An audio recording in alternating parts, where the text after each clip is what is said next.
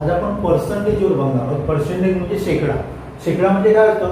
Percentage हे कायम 100 वर काढलं जातं, 100 वर काय काढलं जातं? काढलं. एकदा तुम्ही कन्सेप्ट क्लिअर केला ना की सगळे प्रॉब्लेम तुम्हाला काय वाटतील? इझी वाटतील.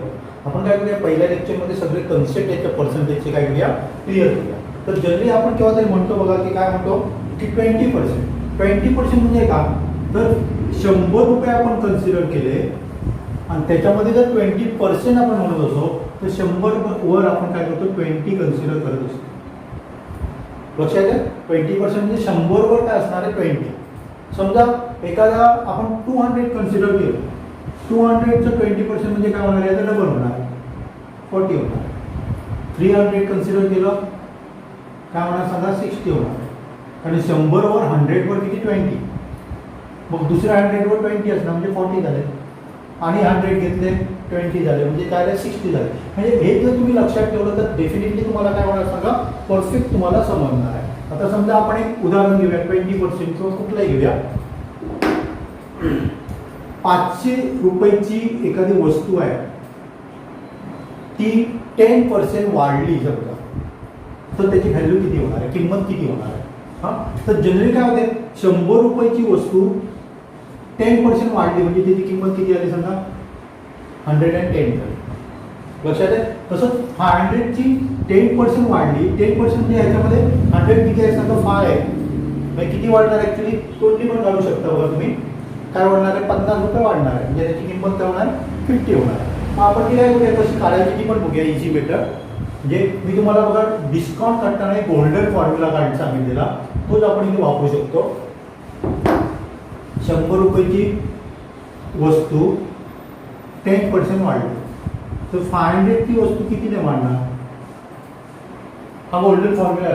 जे काढायचं आहे ते इथे यायला पाहिजे. तर आपण काय करूया? क्रॉस मल्टिप्लिकेशन करूया. इंटू 10 डिवायडेड बाय 100 म्हणजे कितीने वाढणार सांगा? 50 रुपयाने वाढणार. म्हणजेच काय होणार? आपल्याला 550 द्यायला पाहिजे. ही एक झाली. किंवा दुसऱ्या प्रकारे आपण काय करू शकतो सांगा? डायरेक्टली आपल्याला व्हॅल्यू पाहिजे. तुम्ही काय करणार आहे? 100 रुपयाची वस्तू 10% वाढली म्हणजे त्याची व्हॅल्यू किती आली? 110. तर 500 ची व्हॅल्यू किती होणार? मग अशी आपण कितीने वाढणार ते काढत होतो. इथे काय करणार आहे आपण? डायरेक्टली त्याची किती व्हॅल्यू होणार ते काढायचं आहे. तुम्ही काय करणार? 500 इंटू 110 डिवायडेड बाय 100. डायरेक्टली ते आन्सर आपल्याला मिळालं. मग अशी आपण काय करत होतो? कितीने वाढणार ते काढत होतो. आता आपण काय काढलं सांगा? ते वाढून त्याची किंमत किती होणार आहे ते आपण काय केलेलं आहे? काढलेलं. तसंच मी दुसरं उदाहरण दिलं बघा. 25% ऑफ 200 म्हणजे काय होणार सांगा? की 25% ऑफ 200 म्हणजे 100चं 25% तर 200चे क्वेश्चन मग आपला इथे यायला पाहिजे होता. मग आपला आन्सर काय ना? बरोबर आहे ना? 200 इंटू 25 डिवायडेड बाय 100 काय झालं? 50 म्हणजे काय होणार त्याचा? किती होणार आहे त्याची व्हॅल्यू? 250. किंवा असं पण होऊ शकतो की किंमत कमी झाली, इन्क्रीज झाली, त्याच्यापेक्षा डिक्रीज झाली म्हणजे किंमत कमी झाली. तर आपण काय करणार आहे? ते मायनस करणार. आता मायनस करणं म्हणजे आपल्याला कितीने हे होणार सांगा? ती कमी होणार. तर हे आपल्याला म्हटलं आपण 25% कमी होतं म्हटलं तर ॲक्च्युली किती होणार आहे? 50ने कमी होणार आहे. 50ने आपण काय करणार? 200 मायनस 50. हे सुद्धा तुम्हाला डायरेक्ट आन्सर पाहिजे असेल तर आपण काय करणार सांगा?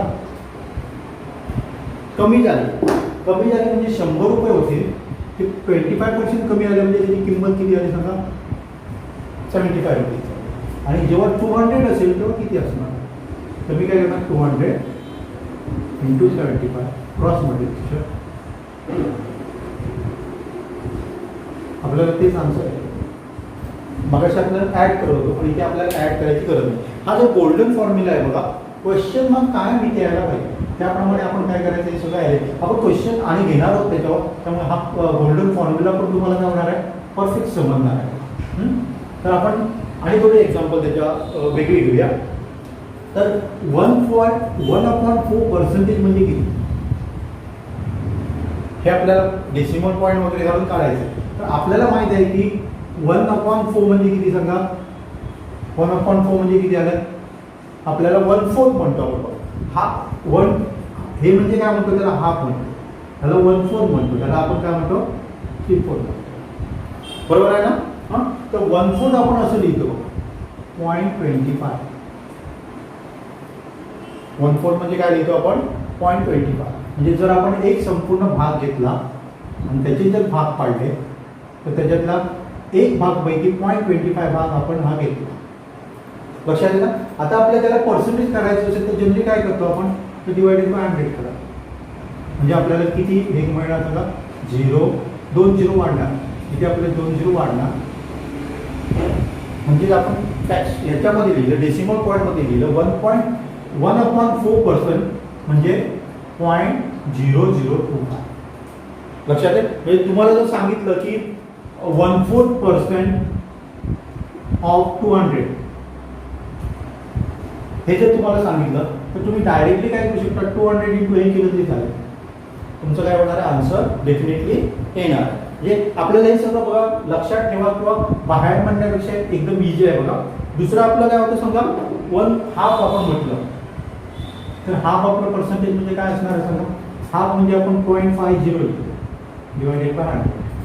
म्हणजे आपण काय लिहू शकतो 0.20 वाढणार, असं लिहिलं तरी चालेल.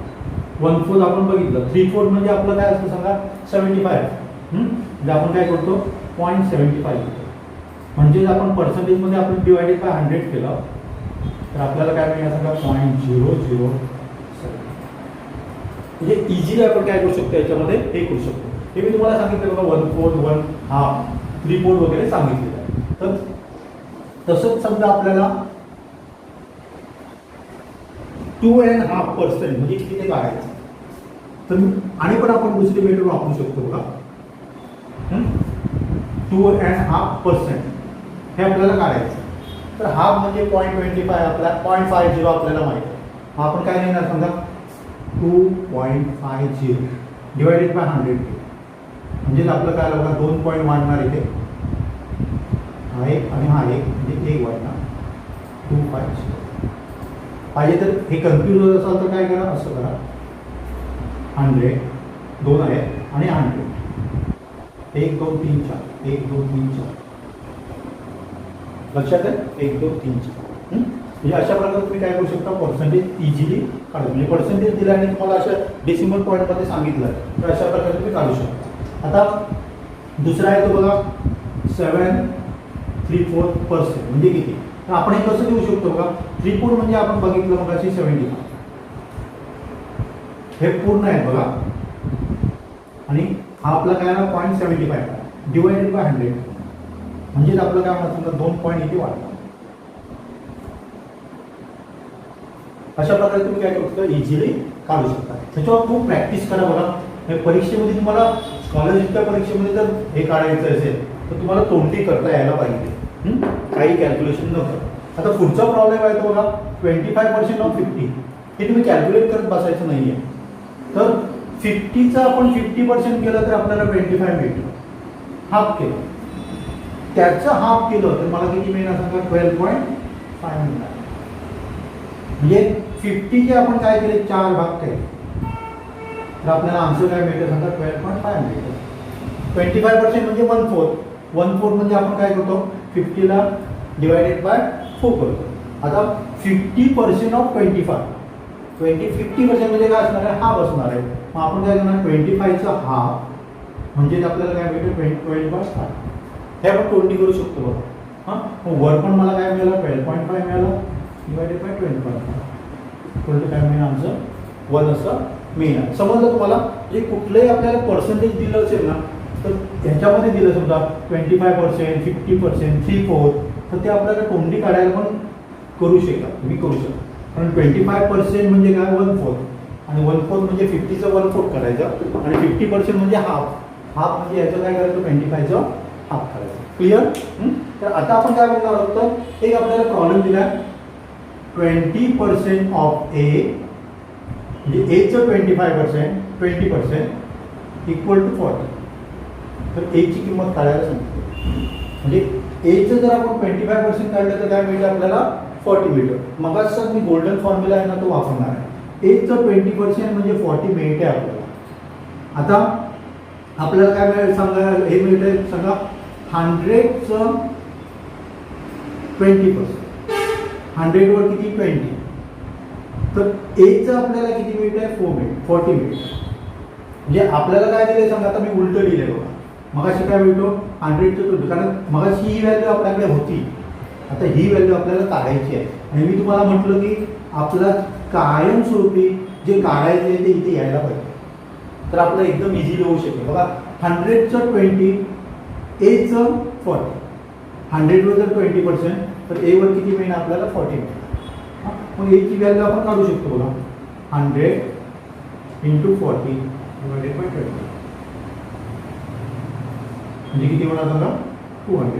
200चं 20% म्हणजे काय होतं बघा 40 भेटतात. हे तुम्ही जर जास्त उदाहरणं सोडला ना तर स्कॉलरशिपमध्ये तुम्ही तोंडीच पण काय करू शकता, पटपट करू शकता. फक्त हा फॉर्म्युला तुम्ही लक्षात ठेवायचा, आपल्याला इथे काय जी व्हॅल्यू काढायची ती इथे आणायची आहे, त्याप्रमाणे 100 कुठे लिहायचं ते आपल्याला काय करावं लागेल, ॲडजस्ट करावं लागेल.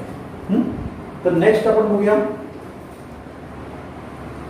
एक उदाहरण दिलेलं आहे की 40% of 1800 equal to y% of 2000. म्हणजे जनरली आपण गोल्डन फॉर्म्युलाप्रमाणे काय लिहितो, 100चा 40%, तो 100चं 180चं किती असेल लक्षात ना. म्हणजे ॲक्च्युली आपण काय करत असतो बघा, 1800 डिवायडेड इंटू 40 डिवायडेड बाय 100. तर y% ऑफ 2000, y% ऑफ 2000 म्हणजे आपण काय लिहिणार सांगा, 100चं y%, तर 2000चं किती लक्षात आहे, 2000चं किती, तर ती व्हॅल्यू आपली याच्या बरोबर आहे. मग हा फॉर्म्युला आपण कसा लिहिणार सांगा, 2000 × y% लिहिणार नाही, y लिहिणार डिवायडेड बाय 100. इथे जर बघितलं तर ही व्हॅल्यू आणि ही व्हॅल्यू काय सेम आहे.